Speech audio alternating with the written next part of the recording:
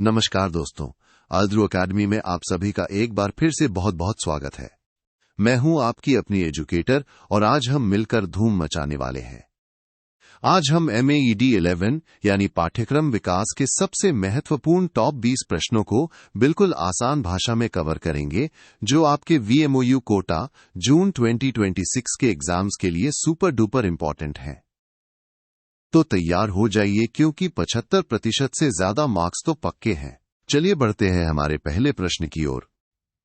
प्रश्न 1 है, पाठ्यक्रम को परिभाषित कीजिए या इसकी अवधारणा स्पष्ट कीजिए। दोस्तों, यह सवाल इतना ज्यादा इंपॉर्टेंट है कि आप इसकी पुनरावृत्ति देख सकते हैं।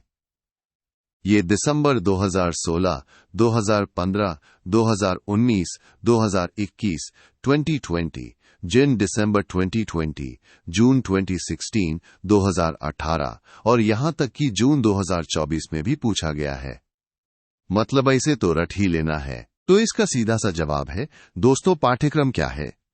पाठ्यक्रम दरअसल हमारे शैक्षिक लक्ष्यों को प्राप्त करने का एक जरिया है, ये एक साधन है। इसमें बच्चों के व्यक्तित्व विकास के लिए उनके स्कूल के जीवन के सभी अनुभव शामिल होते हैं। आसान शब्दों में कहें तो ये वो रास्ता है जिस पर चलकर बच्चे सीखते हैं और आगे बढ़ते हैं। अब आते हैं प्रश्न 2 पर। प्रश्न है, टाबा या टाटा मॉडल क्या है, इसे किसने प्रतिपादित किया और इसका प्रयोग कहां किया जाता है? दोस्तों, ये सवाल भी देखिए कितनी बार रिपीट हुआ है। दिसंबर 2019, 2023, 2015, 2021, 2020, जून दिसंबर 2020, जून 2023 और जून 2024 में भी। तो इसे भी ध्यान से समझिएगा। इसका उत्तर है दोस्तों, टाबा मॉडल को हिल्डा टाबा ने बनाया था। ये एक ऐसा मॉडल है जो पाठ्यक्रम को बनाने और उसका मूल्यांकन करने यानी उसे जांचने में मदद करता है। ये एक बहुत ही व्यापक यानी कॉम्प्रिहेंसिव मूल्यांकन प्रतिमान है जो पाठ्यक्रम के विकास और उसकी क्वालिटी चेक करने के लिए इस्तेमाल होता है। चलिए अगला प्रश्न। प्रश्न 3, एंशिएंट इंडियन एजुकेशन नामक पुस्तक के लेखक कौन है? ये सवाल भी कई बार पूछा गया है, जैसे दिसंबर 2016, 2023, 2021, 2020, JUNDEC 2020 और जून 2019 में। तो ये भी आपके लिए एक महत्वपूर्ण पॉइंट है। इसका सीधा सा जवाब है दोस्तों, एंशिएंट इंडियन एजुकेशन नामक इस महत्वपूर्ण पुस्तक के लेखक हैं प्रसिद्ध इतिहासकार डॉक्टर राधा कुमुद मुखर्जी। नाम याद रखिएगा, अक्सर पूछा जाता है। बढ़ते हैं प्रश्न 4 की ओर। प्रश्न है, सामाजिक परिवर्तन को परिभाषित कीजिए या इससे आप क्या समझते हैं? ये भी एक बहुत ही कॉमन और जरूरी सवाल है जो दिसंबर 2019, 2021, 2020 और JUNDEC 2020 में भी आया है। तो आइए इसे समझते हैं। देखिए दोस्तों, सामाजिक परिवर्तन का मतलब है हमारे समाज की बनावट में उसकी संस्कृति में जो बदलाव आते हैं, ना वही सामाजिक परिवर्तन है। ये बदलाव समय के साथ होते रहते हैं और हमारे समाज को एक नई दिशा देते हैं। अब आता है प्रश्न 5, प्रगतिवादी पाठ्यक्रम किसे कहते हैं? ये भी एक बहुत ही रिपीटेड सवाल है, जैसे दिसंबर 2022, जून 2023, जून 2016 और जून 2024 में भी पूछा गया है। तो इसे भी अच्छे से समझ लेते हैं। प्रगतिवादी पाठ्यक्रम दोस्तों एक ऐसी सोच है जो मार्क्सवादी साम्यवाद से निकली है। इसका मुख्य उद्देश्य क्या है? इसका उद्देश्य है देश की आर्थिक तरक्की हो, तकनीकी रूप से हम समृद्ध बने और अंधविश्वासों को दूर करें। ये विज्ञान और प्रोडक्टिव काम पर बहुत जोर देता है ताकि समाज आगे बढ़ सके।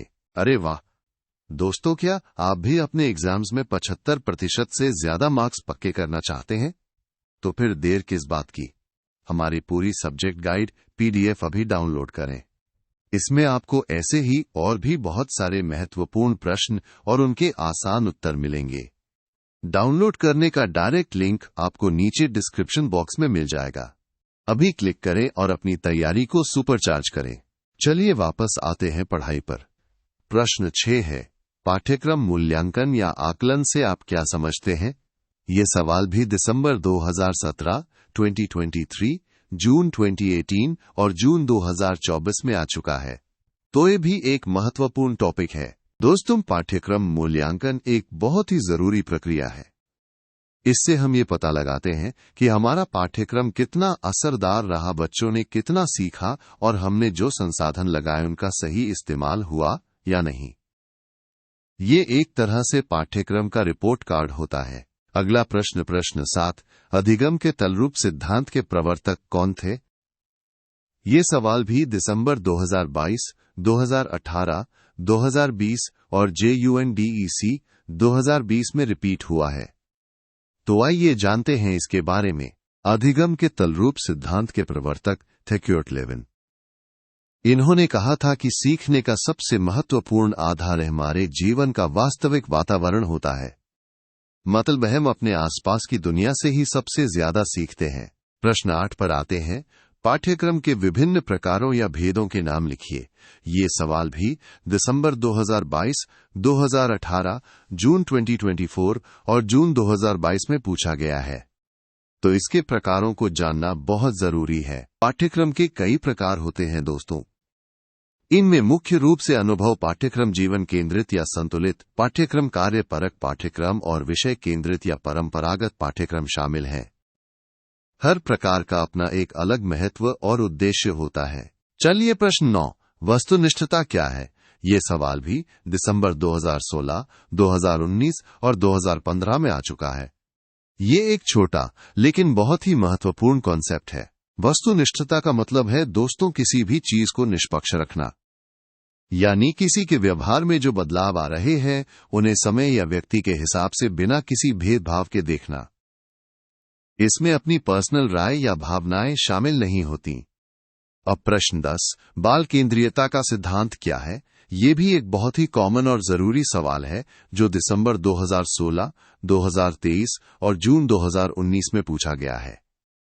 ये शिक्षा का एक बहुत ही महत्वपूर्ण आधार है। बाल केंद्रीयता का सिद्धांत कहता है कि शिक्षा में बालक की रुचियां, उसकी जरूरतें, उसकी सोच, उसकी क्षमताएं और उसकी योग्यताएं सबसे ज्यादा महत्वपूर्ण है। यानी बच्चे को केंद्र में रखकर ही शिक्षा की सारी योजनाएं बननी चाहिए। अगला प्रश्न 11, रचनात्मक कार्य का सिद्धांत क्या है? ये सवाल भी दिसंबर 2023, 2015 और जून 2023 में रिपीट हुआ है। तो आइए इसे समझते हैं। रचनात्मक कार्य का सिद्धांत ये कहता है कि हमारा पाठ्यक्रम ऐसा होना चाहिए जो बच्चों को क्रिएटिव काम करने के मौके दे, ऐसे अवसर जिनसे उनमें कुछ नया बनाने, कुछ नया सोचने की योग्यता विकसित हो। इससे बच्चे सिर्फ सीखते नहीं बल्कि कुछ रचते भी हैं। चलिए प्रश्न 12, अभिरुचि क्या है? ये सवाल भी दिसंबर 2016, 2020 और JUNDEC 2020 में पूछा गया है। ये मनोविज्ञान से जुड़ा एक महत्वपूर्ण शब्द है। अभिरुचि का मतलब है वो अंदरूनी शक्ति, वो मोटिवेशन जो हमें किसी व्यक्ति या किसी काम की तरफ ध्यान देने के लिए मजबूर करती है। ये हमारी पसंद और नापसंद को भी दर्शाती है। अब आते हैं प्रश्न 13 पर। समन्वित पाठ्यचर्या या पाठ्यक्रम से आप क्या समझते हैं?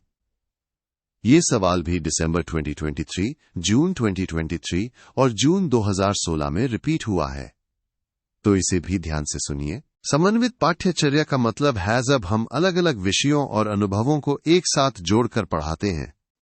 इसका लक्ष्य होता है बच्चे का सर्वांगीण विकास करना, यानी उसे हर पहलू से विकसित करना, सिर्फ किताबी ज्ञान तक सीमित न रखना। प्रश्न 14, पाठ्यक्रम संपूर्ण मानव जाति के ज्ञान एवं अनुभव का प्रतिरूप होना चाहिए। यह किसका कथन है? दोस्तों, एक बहुत ही प्रसिद्ध कथन है जो दिसंबर 2019, 2021 और जून 2016 में भी पूछा गया है। ये कथन महान शिक्षा शास्त्री फ्रोबेल का है।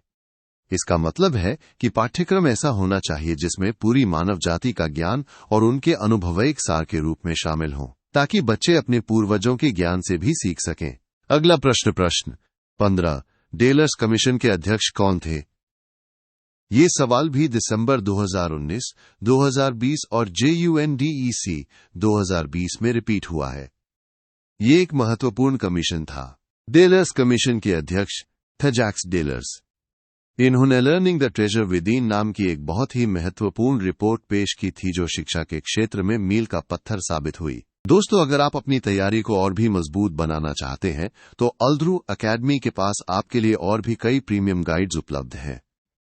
MED के सभी विषयों के लिए, जैसे MED 01, MED 02, MED 06 और भी बहुत कुछ। इन सभी गाइड्स को डाउनलोड करने के लिए डिस्क्रिप्शन बॉक्स में दिए गए लिंक पर क्लिक करें। अपनी पढ़ाई को एक नई उड़ान दें। चलिए आगे बढ़ते हैं। प्रश्न 16। टेलर प्रतिमान कब प्रतिपादित किया गया था? ये सवाल भी दिसंबर 2023, 2018 और जून 2016 में पूछा गया है। ये पाठ्यक्रम मूल्यांकन का एक महत्वपूर्ण मॉडल है। टेलर प्रतिमान को साल 1950 में बनाया गया था। यह पाठ्यक्रम मूल्यांकन का एक बहुत ही पॉपुलर और सबसे ज्यादा इस्तेमाल होने वाला मॉडल है। इसे याद रखिएगा। अब आता है प्रश्न 17। पाठ्यक्रम अभिकल्प से क्या तात्पर्य है, या इसे परिभाषित कीजिए। ये सवाल भी जून 2023, जून 2019 और जून 2016 में रिपीट हुआ है। तो आइए इसे समझते हैं। पाठ्यक्रम अभिकल्प का मतलब है पाठ्यक्रम के अलग अलग हिस्सों को एक व्यवस्थित और क्रमबद्ध तरीके से तय करना, ताकि बच्चे का सर्वांगीण विकास हो सके। ये एक तरह से पाठ्यक्रम का ब्लूप्रिंट होता है, जिसे सोच समझकर बनाया जाता है। अगला प्रश्न 18। अभिप्रेरणा किसे कहते हैं? ये सवाल भी दिसंबर 2016 और 2019 में पूछा गया है। ये एक बहुत ही बेसिक लेकिन जरूरी कॉन्सेप्ट है।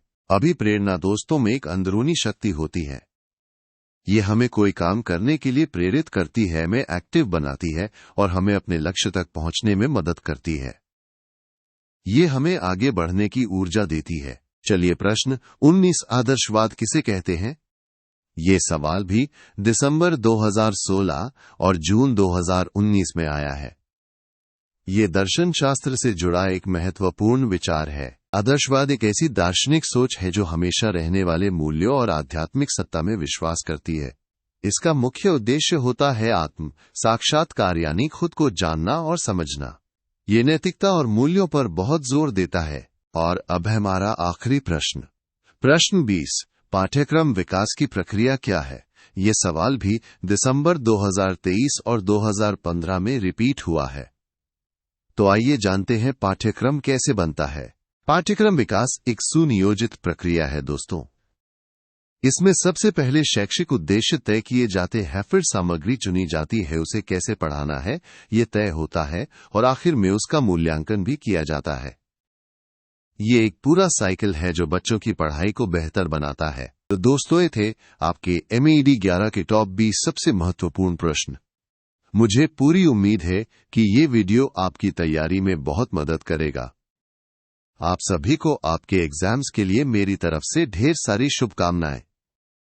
याद रखिए, मेहनत का फल सफलता है। अगर आपको ये वीडियो पसंद आया हो तो इसे लाइक करना, चैनल को सब्सक्राइब करना और अपने दोस्तों के साथ शेयर करना बिल्कुल मत भूलिएगा। और हम बाकी गाइड्स के लिए डिस्क्रिप्शन जरूर चेक करें। Best of luck.